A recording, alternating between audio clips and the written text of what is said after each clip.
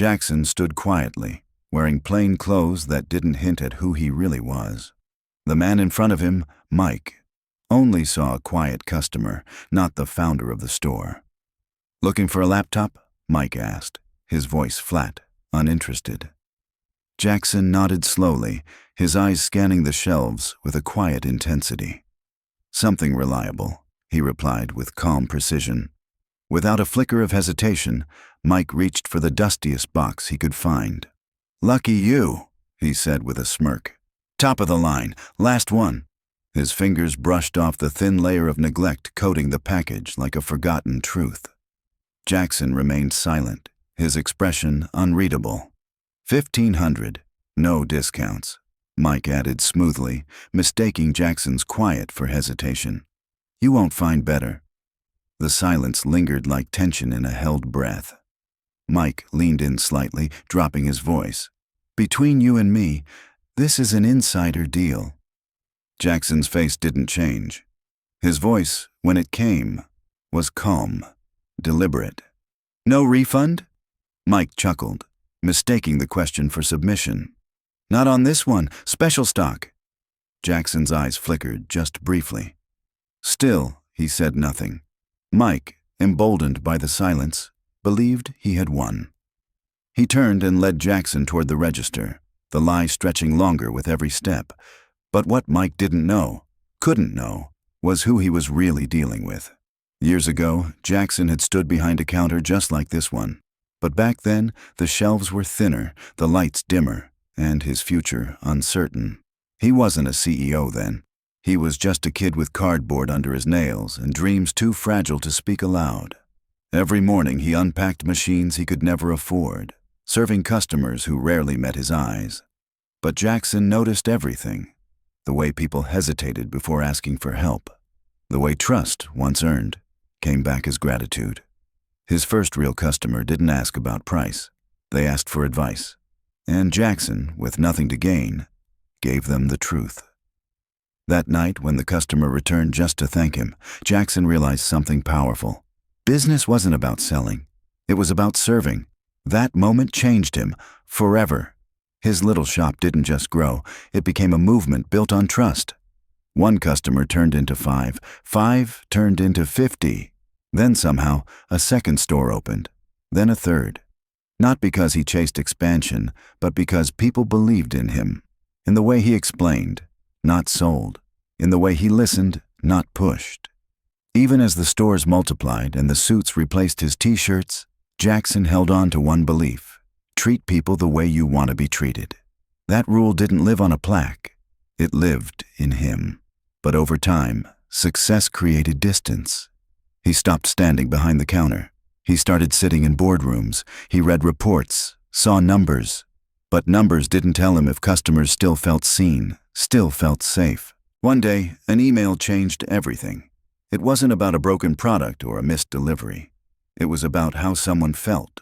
Ignored, lied to, manipulated. Jackson read it twice, then a third time. It came from one of his busiest stores, one he had trusted for years. And that's when doubt began to whisper. On paper, everything looked perfect. Sales were high, customer feedback clean. But what if the truth was being buried beneath spreadsheets and smiling reports? He couldn't ask his managers. He couldn't rely on filtered answers. He needed the raw truth. So he did what no executive would. He disappeared. No cameras, no team, no corporate badge. Just old jeans, worn shoes, and a quiet entrance through the front door of his own store. He hesitated before stepping inside. This place, this name, he built it. Not the walls, not the furniture, but the spirit behind it. And now, for the first time, he feared what he might find.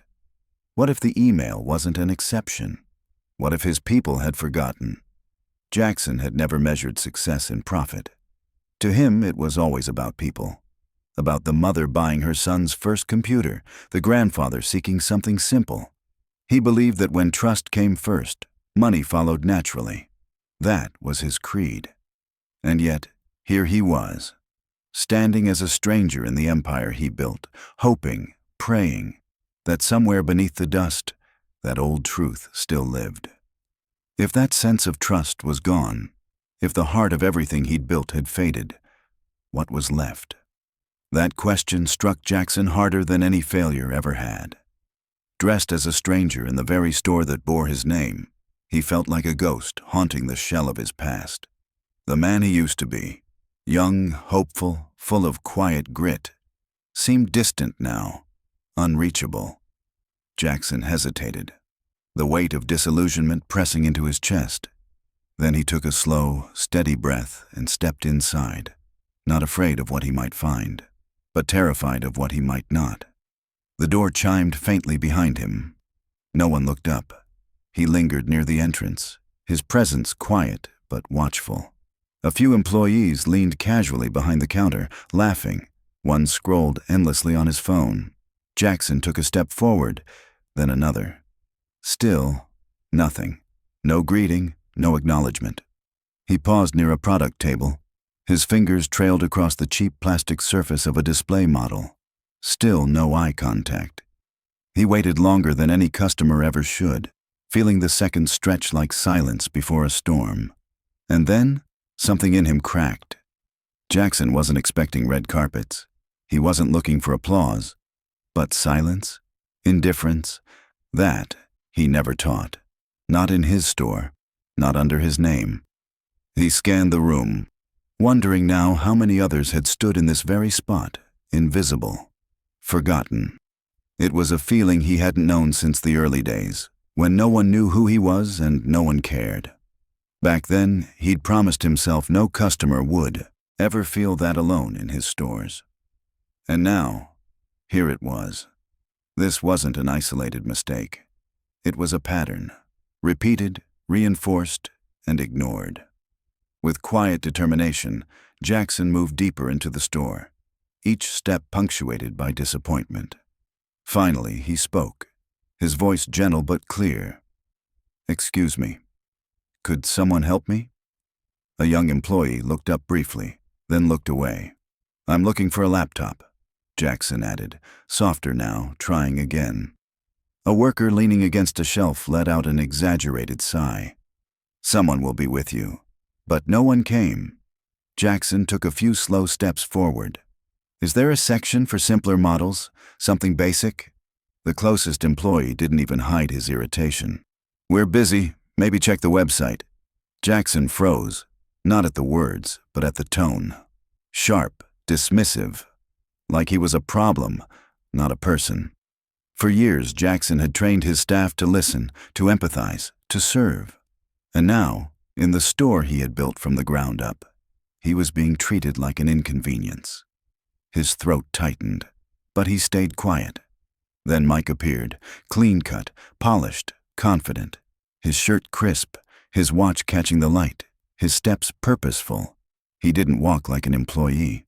He walked like a man who believed he owned the place. And maybe in some way he did. Mike's smile wasn't genuine. It was performative, too perfect, too polished. "Need help?" he asked, his voice practiced. Jackson nodded. "I'm looking for a basic laptop, something reliable." Mike gave him a once-over, plain clothes, worn shoes, and made a quick judgment. "We don't really carry basic," he said. "Most people want quality." Jackson said nothing, just watched. Mike let out a breath, as if slightly amused. "All right, follow me." He walked off, not checking if Jackson was behind him. Jackson followed. Each step behind Mike felt heavier, not from the cold reception earlier, but from what he already sensed in this man's body language. This wasn't someone trying to help. This was someone trying to win. Mike stopped at a side shelf, pulled out a box dusted with neglect. "This one's perfect," he said with practiced ease. "Just came in." Jackson looked at the box. He recognized the model number immediately. 2 years old, outdated, but he said nothing. "Top specs, great battery. People love it," Mike continued, lifting the box with a salesman's flair. "What's the price?" Jackson asked, voice calm. $1,500, Mike replied without blinking. Jackson knew the truth. It was worth half that. "No discount?" Jackson asked. Mike smiled. "We're lucky to keep them in stock." Jackson studied him now. Not the words, but the ease with which he lied. This wasn't improvisation. This was muscle memory. His hands curled slightly at his sides, but Mike didn't notice. He thought the sale was almost closed. He had no idea who stood in front of him. "Do you have anything simpler?" Jackson asked softly. "Maybe cheaper." Mike's smile faltered slightly. "Nope, sold out." Jackson paused. "All models?" "Yeah," Mike said quickly. "Basic stuff moves fast. People don't want old tech, you know?" But Jackson did know. He'd checked the inventory last week. Fully stocked. "Still," Mike pushed. "Honestly, the one I showed you, best value. Trust me." Jackson didn't respond. Something inside him shifted. This wasn't just a lie. It was a strategy. Mike wasn't helping customers. He was funneling them, boxing them into one expensive option, cutting off choices. How many people had walked out of this store believing they had none? Jackson tried one last angle. "What about returns?" "In case there's a problem." Mike didn't miss a beat. "Not on this model. But your site says 30 days. Mike shrugged, tone flat. "Online policy doesn't apply in store. Special stock." The words were too quick, too clean. He'd said them before. Jackson looked down at the dusty box. "No refund, no exchange," Mike added firmly. "Trust me, you won't need it." Their eyes met. Jackson saw no guilt, no doubt, just confidence, earned not by honesty, but by repetition. He stood still.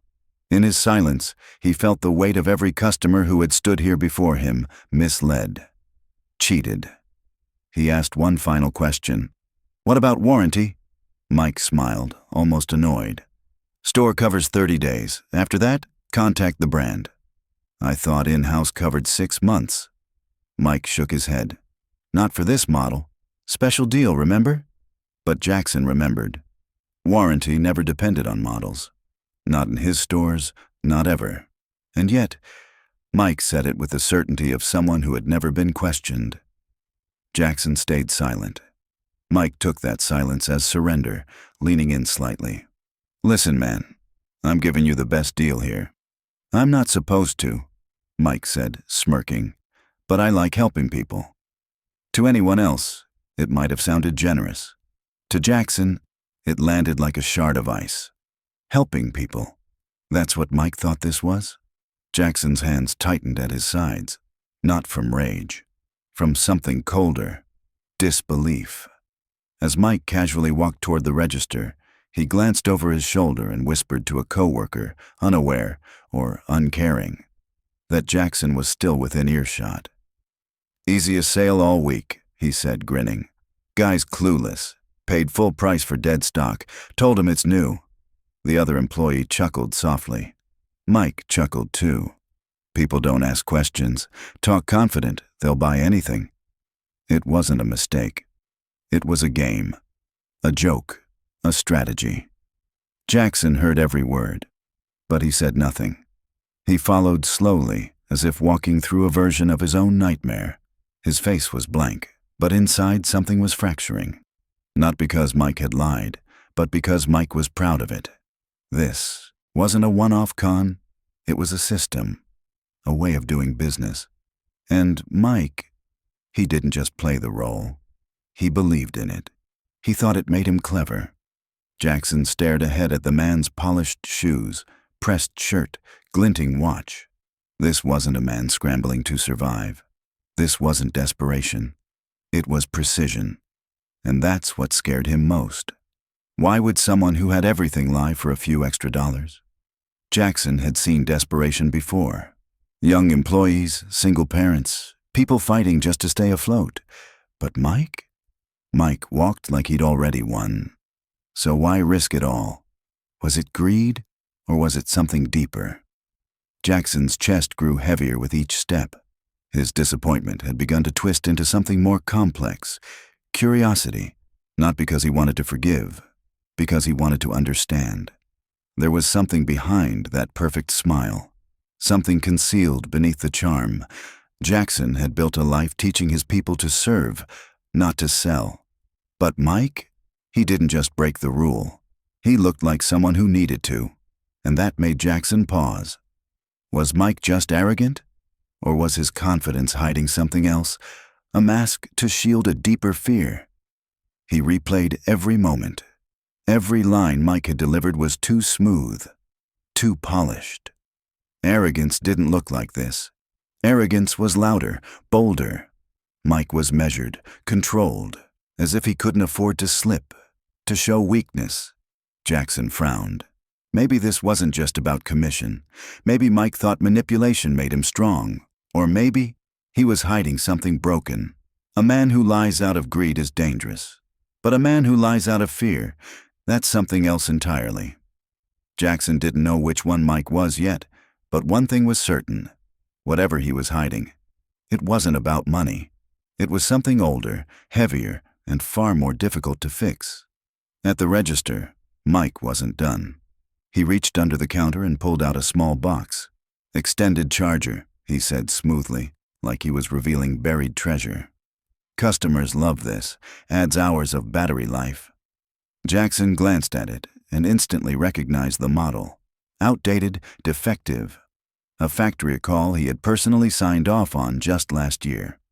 Mike smiled like it was a prize. $70. I'll throw it in with the laptop." Jackson didn't speak. Mike tapped the box gently. "Limited stock. I'm giving you a break here." That word, break, felt like an insult. Jackson's chest tightened again. This wasn't about confusion. This was about routine. Another lie, delivered with grace. Another win for Mike. He let the transaction continue, watching Mike's hands fly across the register, watching the price climb, watching how easily the performance played out. Jackson no longer wondered if this had happened before. He knew it had. Dozens of times, maybe hundreds.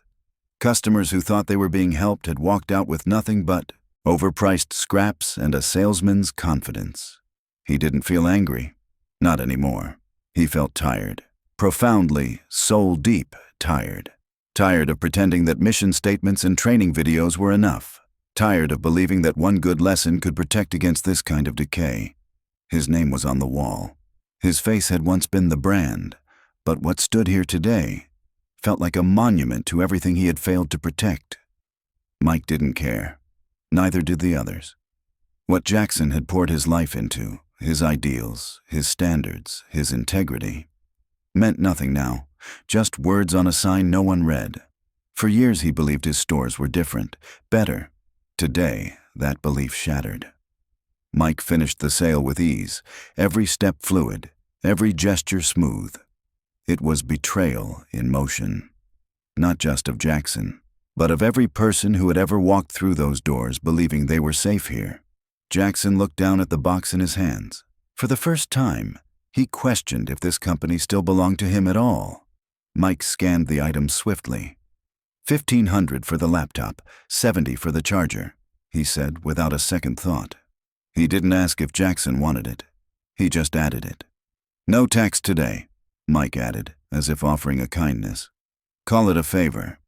Jackson said nothing. He pulled out his wallet. His fingers were steady, deliberate. Mike's tone brightened. "Cash or card?" "Card." Mike slid the terminal forward, eyes already drifting to the next sale. Jackson entered the numbers slowly. The soft beep confirmed the payment. Mike printed the receipt, folded it with care. "Enjoy your new setup," he said, pushing the bag across the counter. Jackson took it silently. Mike had already turned away, already forgetting the man he'd just sold to, already scanning for the next one. To him, this was routine. To Jackson, it was a moment he would carry forever. As he turned to leave, he heard Mike laugh behind him. "Easiest sale of the month," he said to another employee. Guy didn't ask a single real question. The other man chuckled. "Told him it's a new model. Bet he brags about what a deal he got." Their laughter followed Jackson to the door. He didn't look back. He didn't need to. The damage had already been done. Outside, the sunlight felt duller, colder. Jackson stood still, the weight of the bag in his hand nothing compared to the weight in his chest. He didn't feel rage. He didn't feel resolve. Just one thought, soft and haunting, echoing through his mind. How many more? Then he walked away. And this time, every step felt like the end of something. The next morning, Jackson returned. Same clothes, same expression. But this time, there was no hesitation, no browsing, no pretense. He walked straight to the counter, set the bag down with quiet finality, and waited. Mike saw him and smiled, effortless and casual. "Hey, back already?" Jackson's voice was calm, steady. "Call your manager." Mike blinked, the smile faltering. "Why? Problem with the laptop?" Jackson didn't answer. Something in his silence made Mike shift. Uneasy, he reached for his phone. "No need," Jackson said quietly. "I'm the owner." The words didn't echo, but they didn't have to. Their weight settled in the room like thunder after lightning. Mike's face drained of color. "I'm Jackson," he continued, flat and factual. "Founder of this company." Behind them, the laughter died. The conversations froze. Employees turned, eyes wide. Mike's mouth opened, but no sound came. Jackson's gaze was unshakable. "I watched you lie. I let you finish." I didn't mean," Mike stammered. But Jackson cut him off. His voice like glass, clear, sharp.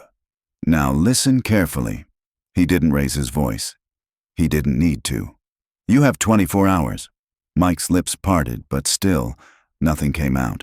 24 hours, Jackson repeated, voice low but firm. "To explain everything." The store was silent. "Why you lied, why you cheated, why you stood here pretending to represent my company." Mike's throat bobbed as he swallowed hard. "Sir, Jackson raised a hand, soft but final. "No excuses. Not now." Mike's breathing quickened. "You think this is about me?" Jackson's tone dropped, quieter than ever. "It's not. I don't care about the laptop. I care about the people you've done this to before me." The silence that followed was dense, shame-filled. Jackson stepped in slightly, his presence overwhelming. 24 hours, Mike. Tell the truth, or walk out the door." He didn't wait for a reply. He turned and walked away, leaving Mike frozen at the register. No defense, no script, no escape. Just time, and the weight of it. The next morning, Mike didn't show. His locker was empty. His phone rang once, then went to voicemail. Jackson sat in his office alone, staring into the stillness. He didn't feel victorious, just quiet.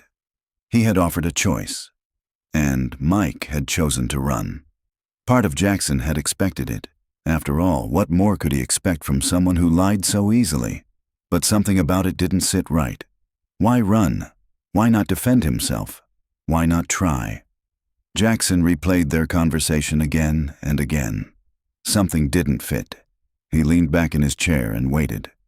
Answers never came, just more silence. He assumed the story had ended. He didn't know. It hadn't even started. Late that afternoon, his phone rang. Unknown number. He almost let it ring out, but something inside him, a whisper of instinct, told him to pick up. "Mr. Jackson?" A woman's voice asked gently, calm, professional. "I'm calling from Mercy Children's Hospital." His chest tightened. "I believe you're the owner of Lumat Stores." "Yes. I'm calling about one of your employees. His name is Michael Reeves. Do you know him?" Jackson's mouth went dry. "I do." There was a pause on the line. Then her voice softened. "He listed you as his emergency contact." The world seemed to freeze. Jackson didn't understand. Why would Mike list him? What had happened? The woman's voice continued, steady but kind. "He's here now, not as a patient. He's visiting." "Visiting who?" Jackson asked, the question barely a whisper. "His little brother."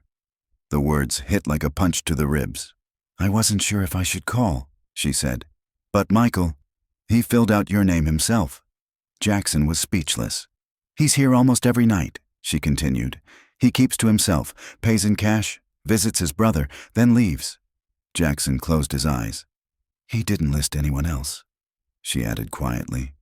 "No other family. I checked twice." He opened his mouth, but nothing came. "I just thought you should know." There was silence again. Then Jackson asked, barely audible, "Why me?" I don't know, she answered. But I think he didn't have anyone else. Jackson's grip on the phone tightened, not out of anger, out of something heavier, something closer to sorrow. The woman spoke again, her voice softer now. His brother's name is Caleb. He's 8. Jackson stayed silent, listening. Stage 4 leukemia. We've been treating him for nearly a year. Her voice cracked ever so slightly. The bills are high, very high. Jackson's breath caught. Michael pays everything, all of it, in cash, no questions, no delays. They had offered aid. He had refused. Why? Jackson asked quietly. I think he's proud, she said. Or scared, maybe both. A long pause. Every night, after visiting hours, he sits outside Caleb's room. He stays until the nurses make him leave. Jackson didn't respond. He couldn't. In his mind, he saw Mike again. Not the salesman, not the liar, but a brother. A boy trying to hold up the sky with his bare hands. He told me, the woman whispered. He's all Caleb has. Jackson's eyes dropped to the floor. And for the first time, he truly saw Mike. Not as a fraud, but as a guardian. The perfect shoes, the clean shirt, the polished smile, they weren't pride. They were armor. Every inch of him was designed to hide the pain, to convince the world he was fine, but he wasn't. Mike hadn't been selling lies for greed. He had been selling them for time. Time for a little boy trapped in a hospital bed. Time to stay strong, to stay standing. Jackson clutched the phone, shame sinking into his chest like a stone. He saw the transactions now for what they were. Not manipulation, but survival.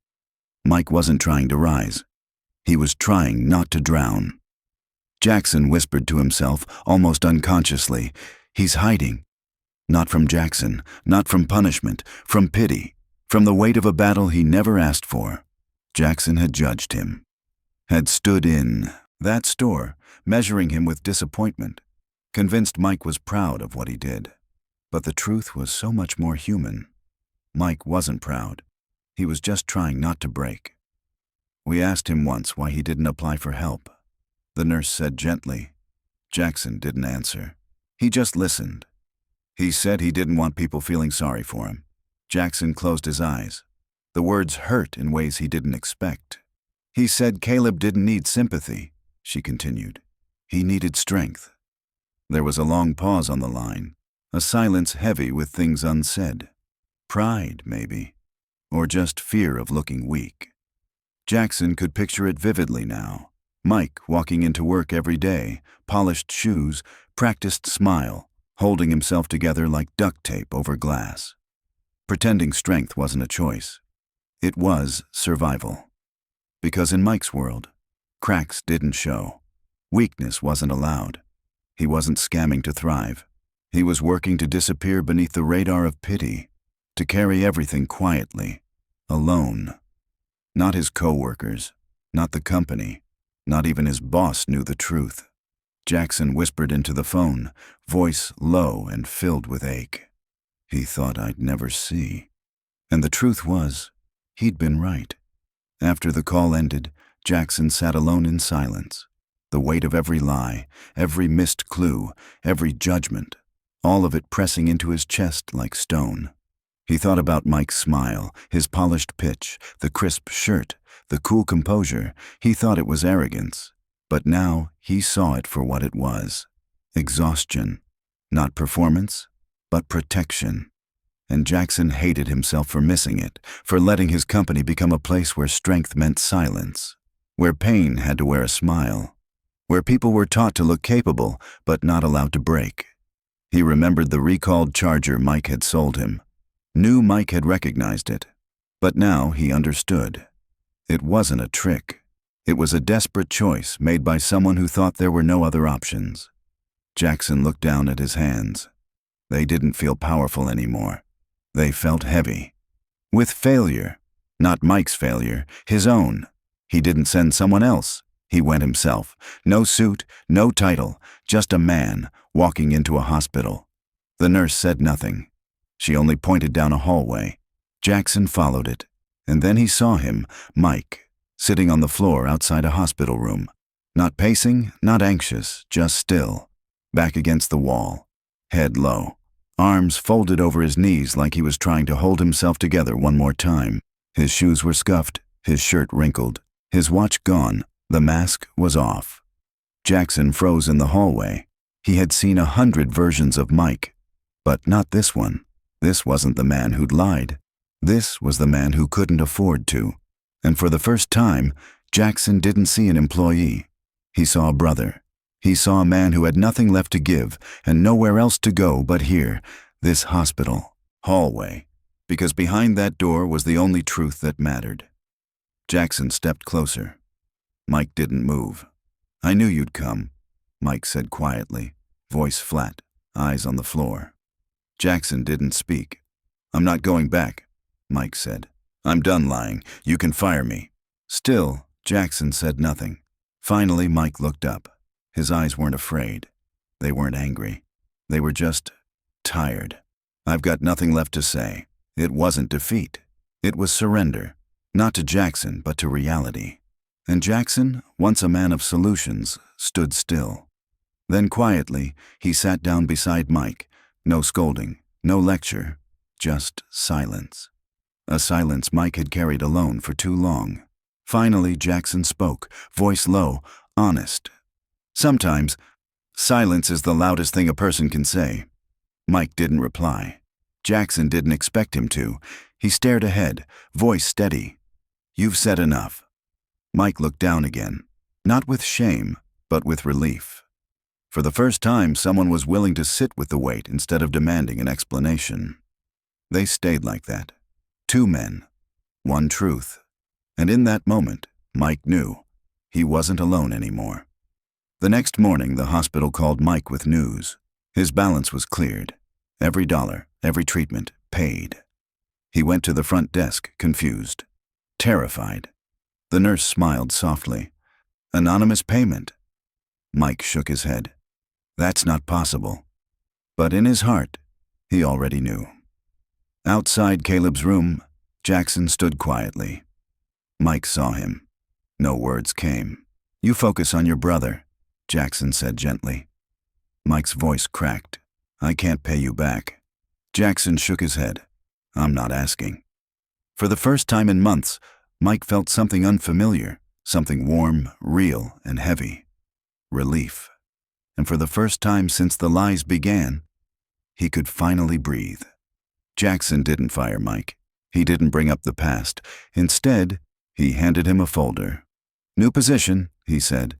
"Inventory manager, remote, no pressure, no sales." Mike stared at the paper, blinking. "Why?" he asked. Jackson met his eyes. "Because selling isn't your problem." Mike said nothing. "Your brother needs you more than we do," Jackson added. "But when you're ready, I'd like you back." Mike's hands trembled. He didn't know what to say, what to feel. But for the first time, he didn't feel like a problem to fix. He felt like a person worth saving. Jackson didn't say anything else. He didn't need to. Weeks passed. Mike didn't return to the sales floor. He worked from home, quietly, honestly, no lies, no scripts. He visited Caleb without fear. He sat by the hospital bed without looking at his phone. He smiled again. Not the practiced one, a real one. The nurses noticed. The doctors did too. He told them his story, not the sales pitch, the truth. And somehow, that truth helped them too. "You kept fighting," one nurse said. Mike didn't argue. He just nodded. He wasn't hiding anymore. He wasn't just a man with polished shoes. He was a brother, a fighter, a survivor, a man who had fallen and gotten back up. Not because he was strong, but because someone gave him a reason to try. And slowly, quietly, word spread. At Lumatech, people started telling his story, not as gossip, but as gospel. Not the story of a con man, but of a man who carried his burden in silence and still showed up with a smile. Managers shared it. Teams listened. And when new employees asked about company values, someone always mentioned Mike, not as a warning, but as proof. Proof that even those who fall deserve a chance to stand again. And for the first time in every store, in every city, in every break room, people didn't just remember Jackson's values, they understood them. At the next company meeting, Jackson stood before his team. No slideshow, no slogan, just one truth. Everyone has a reason for what they do, he said. Some are wrong, some are selfish, but some are stories we never bothered to ask. Silence settled across the room. I thought Mike was a liar, he said. He paused. I was right. Another pause. But I never asked why. And that changed everything. Jackson looked out, not at managers, not at numbers, at people. And then quietly, before you judge someone's actions, ask yourself, what's their story? He didn't end with applause. He didn't need to, because sometimes truth is enough. Compassion saves people, he said. Not sales, not policies. Compassion. He looked down, then up. It saved Mike. It saved his brother, and in a way, it saved me. Silence held the room. No buzzwords, no fanfare. Just this. People make mistakes, Jackson said softly. Sometimes terrible ones. But if no one gives them a second chance, they never get the chance to become better. He let that settle. Then, almost to himself, and everyone deserves the chance to be better. No slogan, no spotlight, just truth. And sometimes that's more than enough.